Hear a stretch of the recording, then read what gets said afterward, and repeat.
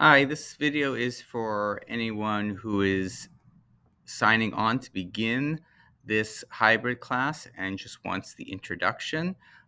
Any classes that are missed can be made up by watching a video, answering the questions, and sending me the answers to those videos in order to get credit. If you're watching this video because you signed up late for this class, know that the due dates will be much more flexible as far as when you get me the answers to the questions. However, I do want you to watch the video and to send me via email the questions. All right, so here we go. This is the class title, 60 Talmud passages that every day school grad should know. We probably won't get to all 60. Maybe we'll get to 10 or 15 or so. At the end of the semester, I'm hoping for for class presentations as well. What's really important for you to know that um, is that attendance in the class, on time attendance, is really a very important thing. You get 4 points each day for attendance, and as you see here, the points go down depending upon how late you are to class, right? 4 points to 3 points to 2 points to 1 point. We always begin with 8 o'clock with the nigun. Then we end the prayer. Then we go to a Torah prayer, and then after that, we go to class. Keep out for male identifying students. And if I see you using a phone, I'm just going to ask you to leave for the day, and you can watch the video for half credit. All right. If you miss a class, you're going to find the class video on my TVT, which I imagine you found since you're watching this video. You watch the video and answer the questions that I give. You'll get your 8 points because there are 4 on-time points and 4 participation points by doing the following. One, by answering the questions that I'm going to be asking and sending those answers to me by 4 o'clock of the same week in order to receive your on-time points. That's just an email to me. And then I'll randomly check 4 of the answers and give you 1 point per answer for your participation points. All right, so that's it. You'll find those videos of a missed class here. This is where you probably found this one as well. And everyone gets a red notebook when they come to class. This is a place for notes. So if you're not an out loud participant and you want your participation points, because I'm not going to give you points if you don't say something in class, but if you write it down here, so I'll always check if you haven't gotten 4 points per participation, I'll check your booklet for the day of what you actually wrote down. If you wrote down some stuff, and if you did, then you'll get your kind of your participation or kind of engagement points. Uh, we'll have Tuesday quizzes, and those will probably be answered within the red booklets. And then you can take home these booklets on Thursday because you'll watch a video on during the weekend, and video will be what your quiz will be on, and that quiz will be open notes. So if you're taking notes on the video, you can kind of use those notes to to help you with the quiz. All right. So again, you'll have a Sunday video and a Tuesday quiz. That's just because we don't have a lot of time for this class, and it doesn't meet enough times for an official JS class, so we have to kind of up the ante a little bit. On Sunday by 5 p.m. at the latest, you'll have a video posted in the watch video for quiz on date. Right, it's right there in my TVT. You'll need to watch that video because on Tuesday class will begin with a 10-point quiz that requires you to watch the video. You can bring your notes. Also, there'll be 5 additional vocab points and vocab questions, but I'll give you that list as well. Students who miss class on Tuesday will need to make up that quiz. If for some reason I have not posted a video until by 5 p.m. on Sunday, there's no video and there's no quiz. All right. So here we go onto the topic of the year: 60 passages that everyday school graduates should know and why. But first, before we really begin that, we really want to ask the question: what actually is the Talmud? And the story of the Talmud really begins with the story of the Torah. So here's a Torah, here's a few more dressed up Torahs, here's an unrolled Torah, here's someone reading a Torah, and that boy is using something called a yad because he doesn't want to touch the Torah, showing it's kind of holy. Here's a brief history. This is a story of one God in the world that God created. God's looking for someone to give the Torah to, and God can't find anyone, but eventually God finds Abraham. Abraham eventually becomes a larger people of 70 people strong. Because of Joseph being sent there and becoming second in command in a famine, all the people moved to Egypt, and there they become slaves. Moses frees the Israelites from slavery. They went out to the desert, and in the third month of in the desert, God decides this is the right place and the right time to give the people the Torah. So here's question number one for you today: is what makes this a good place and a good time for the Torah to be given? And I believe what makes it a good place and a good time, well, I'll let you answer that question. Okay. What's in the Torah itself? So just kind of look at this list and give me for question number two, how would you summarize kind of what's in the Torah?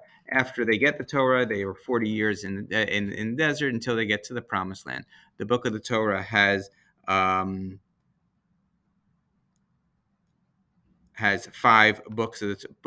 There it is unrolled. The books are in Hebrew: Bereshit, Shemot, Vayikra, Bamidbar, Devarim. In each book, we have kind of so we've got in Bereshit, creation of the world. God finds Jewish people. 70 of them go down to Egypt. Shemot, Israelites are slaves. God asks Moshe for help to free them. God gives the Torah, and Israelites build a house for God. Vayikra is laws for how we approach God and God's house, and laws of the workers of God's house. Bamidbar is the Israelites walking in the desert, lots of complaining, and as they make their way to Israel. And the book of Bamidbar ends with Israelites at the border of the land of Israel. So if that's the case, and the story of the Torah should really end with Bamidbar, why does it go to Devarim? What's in that book? That's question number three. The big problem with the Torah is that the Torah is small. The Torah is not so big, and the Torah does not answer every single question we would need if we want to live a life using the Torah as our 100% guide. Just isn't there. For instance, here's the Ten Commandments, right? Something we know is part of the Torah. And right here we have the words do not steal. Well, the words lo tignov, or do not steal, they answer a couple questions, but there are also a couple other questions that you might be asking that the words do not steal maybe don't seem to answer. So for instance, here's one of mine: is it still stealing if I thought someone had thrown that thing away? Can you go ahead and try to give me four or five different ideas? Let's say four different ideas of of questions, four different questions that the Torah that you would want the Torah to talk about when it speaks about do not steal, but you're not quite sure if it does answer those questions. So give me four possible answers.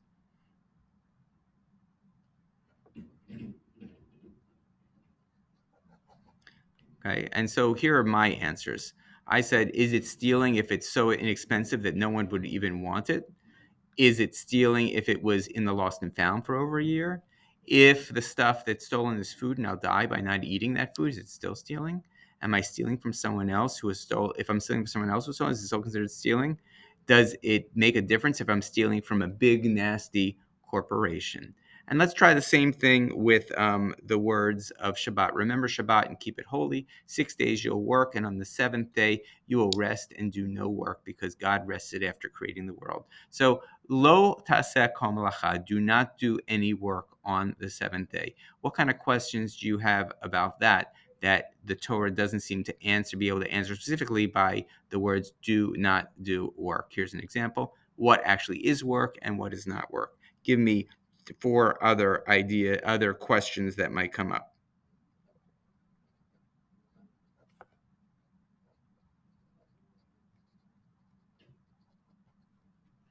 Okay, so here are mine. Is there one standard of work for everyone, or is it profession based?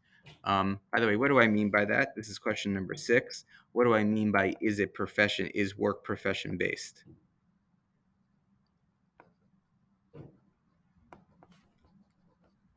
I might not be able to work, but can I ask others to work for me? What if I forget? Do I get in as much trouble as if I knew it was Shabbat and worked intentionally? If I did really small amounts of work, and normally I'm a mega workaholic, is that considered work?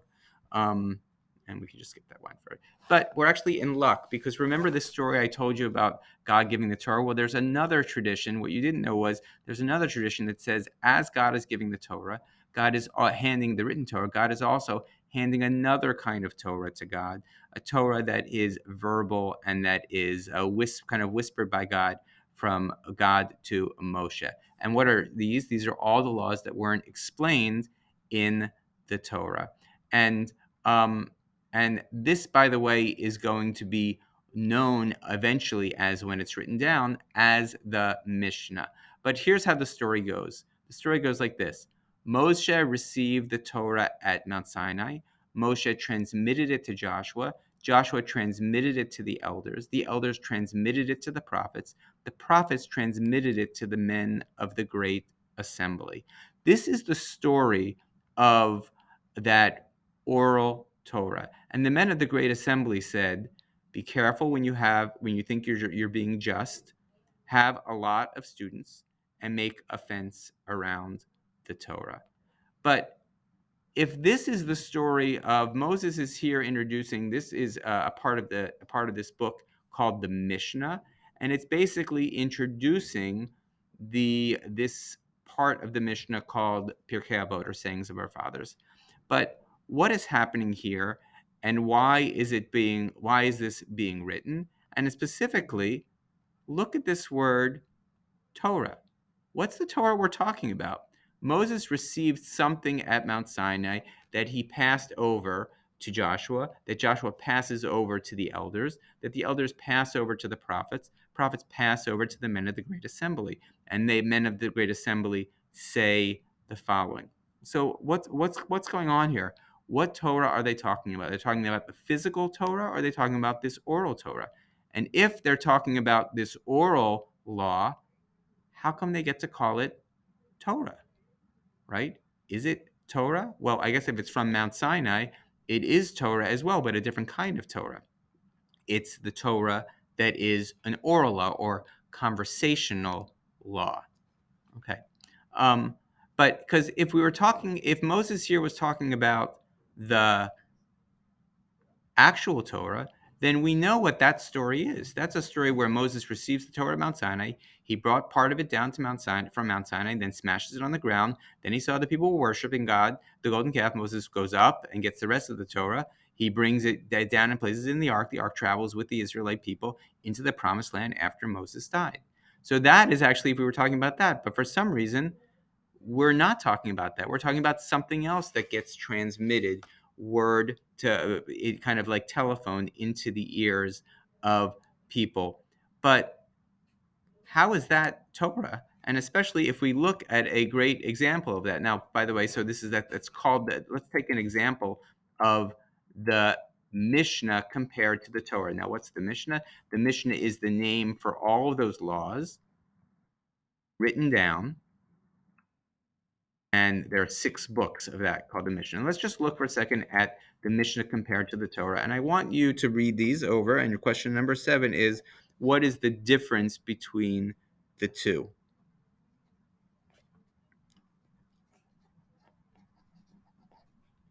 And maybe make a chart and kind of write 2 or 3 differences that you see between them. Now, when I see, right, one thing very obvious is this idea that in the Torah there's something, it's written and it has the words God said, whereas we don't have God at all. We have Rabbi Eliezer, we have other rabbis, we have Rabbi Gamliel. In the Torah, there is one thing being said, and it's kind of like the rule. This is what you do. This is why I did it. And in the Torah, in the Mishnah, it seems like, well, you might be able to pick and choose. Like there might be one statement, but there's arguments and stuff like that. That doesn't seem like an actual thing that God is writing. So how could you call that Torah? Okay, if all those things said, instead of this is the statement of God, and then God said and God said, but it doesn't say that. It says Rabbi Eliezer, other rabbis, Rabban Gamliel. How can you call this Torah? Now, there are 2 ideas, at least classically, of how you might be able to call this Torah. See if you can figure out 2 ideas. This is question number 8. 2 ideas for how you could call this Torah.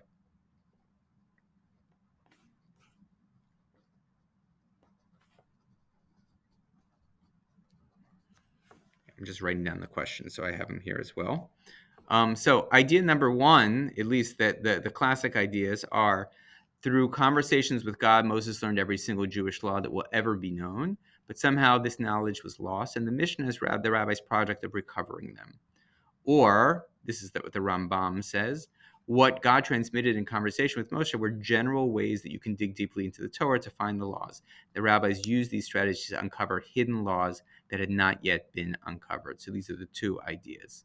Now, one final question: what would actually happen if the Jewish people said, no, only the written Torah is Torah, because that's the one that we know God wrote, that's what we have evidence of in the Torah itself? What would happen if that were the case?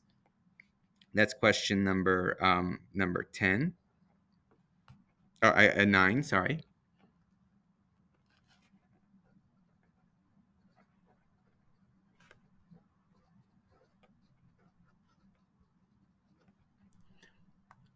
And that's kind of where we ended class for the day. So we'll learn more about the intricacies of how the class works next time.